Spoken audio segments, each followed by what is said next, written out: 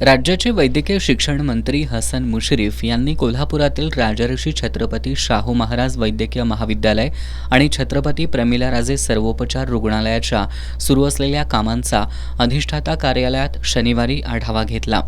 शेंडा park इथल्या 29 acre परिसरात भव्य आणि सुसज्ज असं वैद्यकीय महाविद्यालय उभारण्याचं काम सुरू आहे। या ठिकाणी पूर्ण झालेल्या इमारतींचा प्रत्यक्ष वापर सोमवारी 30 डिसेंबरपासून होणार आहे। यामध्ये 150 क्षमतेचे मुलींचे वसतिगृह, शवविच्छेदन गृह इमारत आणि ऑडिटोरियम तसंच परीक्षा कक्ष या इमारतींचा समावेश आहे, अशी माहिती नामदार हसन मुश्रीफ यांनी दिली।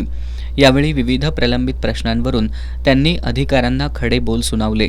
शेंडा पार्कमधील तयार इमारतीचं उद्घाटन उद्या नामदार मुश्रीफ यांच्या हस्ते होणार आहे। यावेळी उर्वरित आणि सुरू असलेल्या कामांची माहिती कार्यकारी अभियंता रोहित तोनले यांनी सादरीकरणाद्वारे दिली। सीपीआरमध्ये एकूण 21 इमारतींच्या दुरुस्तीचं काम सध्या सुरू असून यातील 2 इमारतींचं काम पूर्ण झाल्याचं त्यांनी सांगितलं।